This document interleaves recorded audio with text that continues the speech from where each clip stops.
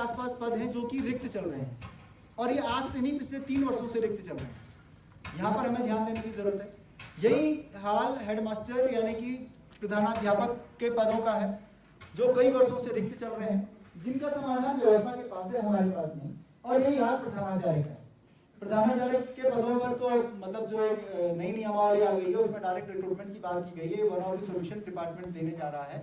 लेकिन जैसे हटवाल सर ने कहा कि विद्यालयों के निर्णय इतनी सरलता और इतनी तेजी में, इतनी जल्दी में नहीं लिए जाने चाहिए। जब हम 1-2 साल बाद किसी भी निर्णय को वापस लेने की बात करते हैं, तब तक वो बहुत नुकसान दे चुका है।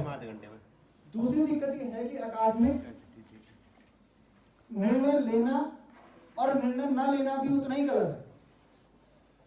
हमें जहां पर एक चीज महसूस होती है डिपार्टमेंट में, एक शिक्षक के रूप में, जो हमारे अधिकतर साथी बात करते हैं, ये महसूस होता है कि कहीं ना कहीं अनिर्णयता है। अब अगर आप निर्णय नहीं लेंगे तो कोई क्या कर लेगा? तो ये जो उत्तराखंड का एक ऐसा परिदृश्य सामने आ रहा है जहां पर हम एक डेडलॉक फील कर रहे हैं, यहाँ पर हमें कंबाइंड एफर्ट्स की जरूरत है।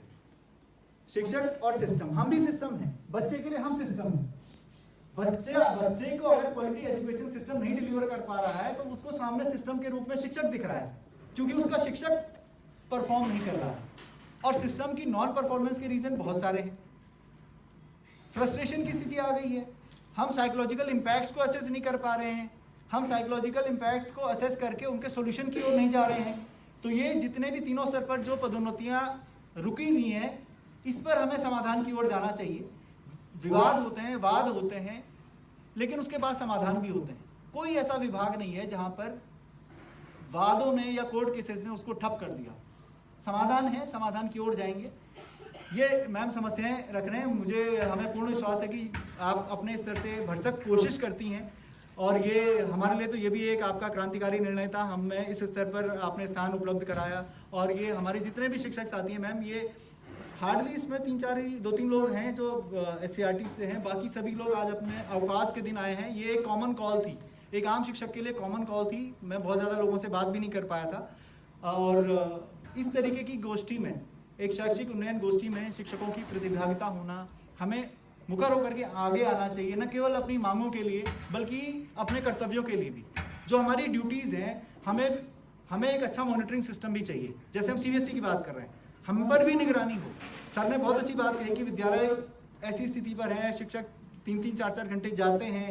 एक स्ट्रॉन्ग सिस्टम जब होगा, एक स्ट्रॉन्ग सिस्टम होगा, वो ट्रांसपेरेंट होगा, वो जस्टिस करेगा। वहाँ पर फिर शिक्षकों के मन में हटवाल सर ने एक उदाहरण दिया कि एक जो कारगिल से रिटायर होकर के आर्मी से आए, और उन्होंने उत्तराखंड में जब अपने दुर्गम से सुगम के लिए अर्जी लगाई, और उन्होंने बोला कि हाँ, तो ऐसे ही चलता है। यहाँ ऐसे ही इसलिए चलता है क्योंकि यहाँ एक बेटर सिस्टम की ज़रूरत है। यहाँ ऐसा सिस्टम नहीं है, हम साइकोलॉजिकली प्रिपेयर्ड नहीं है कहीं पर भी जाने के लिए। हमें एक बेटर सिस्टम चाहिए, हमें बेटर गवर्नेंस चाहिए। तो ये हम देखेंगे बहुत सारे कुछ ऐसे हैं, जैसे हमारे आज की उत्तराखंड के परिप्रेक्ष्य में कुछ चीज़ें यूनिक हैं। उत्तराखंड की भौगोलिक स्थिति अपने आप में विशिष्ट है।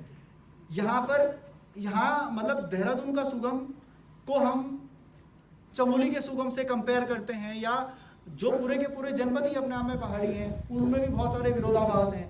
ये जो रैशनलाइजेशन होना चाहिए, एक अच्छे होमवर्क के साथ होना चाहिए, जिससे कि शिक्षकों के मन में कोई किसी तरीके की हताशा, निराशा, उन्हें लगे कि हमारे साथ न्याय हो रहा है, सिस्टम कर रहा है, कोई व्यक्ति नहीं कर रहा है। ऐसे ही मतलब बहुत छोटे छोटे मुद्दे, अंतर्मंडलीय जो मुद्दा है हमारे शिक्षकों का, यहाँ पर सबको पता है, वो शिक्षक आवेदन कर रखे हैं उन्होंने कि हमें पता है कि हमारी सीनियरिटी लूज हो जाएगी, हमें ट्रांसफ़र कर दिया जाए, एनी हाउ कर दिया जाए। वो कुछ नहीं चाह रहे हैं।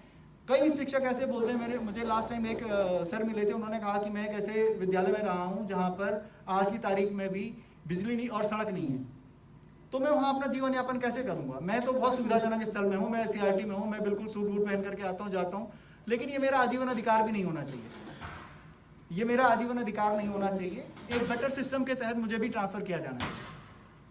एक बेटर सिस्टम हो जो एजुकेशन को स्ट्रॉन्ग करे। अव्यवस्था इतनी हावी नहीं होनी चाहिए कि शिक्षक शिष्य के संबंधों में दरार आ जाए, और न सिर्फ शिक्षक का ही, तो आज स्थिति ये हो गई कि शिक्षा पर प्रभाव पड़ने लगा है। उत्तराखंड की जो हमारी राजकीय शिक्षा व्यवस्था है, वो कहीं ना कहीं दम घुटती नजर आ रही है। हमारे पास केवल और केवल इश्यूज रह गए हैं, हम सॉल्यूशंस की बात नहीं कर रहे हैं, हम केवल डिमांड कर रहे हैं, हम डिलीवर करने की बात नहीं कर रहे हैं। मुझे भी डिलीवर करना चाहिए। अगर मैं मांग कर रहा हूं तो मुझे मांग से पहले अपने कर्तव्यों को याद करना चाहिए कि मेरा काम क्या है। तो मैम ये सारी बातें इस बीच हुई। हमने नेशनल अचीवमेंट सर्वे को काफ़ी डिटेल में यहाँ पर चर्चा की। हमने बताया कि 3rd, 5th, 8th और 10th में हम सिर्फ एक ऐसा सब्जेक्ट है क्लास 8th में जहाँ पर हम एवरेज हैं, ऐसी क्लास 10th में एक सब्जेक्ट है इंग्लिश का जिसमें हम नेशनल एवरेज से ऊपर है। बाकी सब में या तो हम पीछे हैं या कमोबेश नेशनल औसत के बराबर हैं। वही हमने देखा कि पीजीआई में हमारे 37 राज्यों में हम जो है 35 नंबर पर हैं और जो बॉटम है उसमें उससे एक ऊपर वाले पायदान पर हमें ये कहीं ना कहीं बातचीत होगी, तुरंत समाधान भी नहीं होगा, थोड़ा हमें भी जूझना पड़ेगा। लेकिन फिर मेरी एक रिक्वेस्ट है अपने सभी शिक्षक साथियों से, व्यवस्था अपनी जगह है, वो डिलीवर करे ना करे हमारा नैतिक दायित्व भी बन जाता है। हमें बच्चे के साथ न्याय करना है, हमें वहाँ पर डिलीवर करना है, हमें थोड़ा रेजिलिएंट होना पड़ेगा, हमें अपनी एक्सपेक्टेशंस को थोड़ा दरकिनार करते हुए कहीं ना कहीं परफॉर्म करना पड़ेगा। एक और बात मैम जो यहाँ पर मुझे फील होती है कि उत्तराखंड में हम कार्यक्रमों की समीक्षा करते हुए हमने आज तक कोई कार्यक्रम बंद नहीं किया। हम कार्यक्रमों को चलाते जाते हैं। हमारे पास नए कार्यक्रम तो होते हैं लेकिन पुराने कार्यक्रमों की इस तरीके से समीक्षा नहीं करते हैं कि अगर हमें लग रहा है कि ये कार्यक्रम नहीं है, उपयोगी नहीं है, तो इसको बंद कर दिया जाना चाहिए। और एक सबसे बड़ी समस्या मैम लोगों ने बोला कि जो हम इंफॉर्मेशन से स्कूल से लेते हैं, अगर कहीं पर कोई ऐसा मंच है जहाँ पर एक ऐसा सिस्टम बनाया जा सकता है, सबसे पहले उसे बनाया जाना चाहिए कि स्कूल से डेटा को जो निकालने का है तरीका, उससे टीचर्स को मुक्त रखा जाए।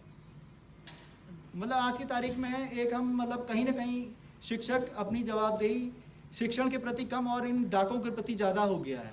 तो वो चीज़ें भी थोड़ी कम होनी चाहिए, इन पर हमें काम करने की ज़रूरत है। हम शिक्षक संघ एक वैधानिक दबाव समूह है, हम एक बेटर सिस्टम के लिए बात कर सकते हैं। हम बोल सकते हैं कि हमें एक ट्रांसपेरेंट ट्रांसफ़र पॉलिसी दीजिए, हमें टाइमली प्रमोशन दीजिए, लेकिन हमारी बात तभी असर करेगी जब वो न्यायपूर्ण हो और तार्किक हो। तो ये मैम आपने हमें सुना, आपने हमें समय दिया, बहुत बहुत धन्यवाद।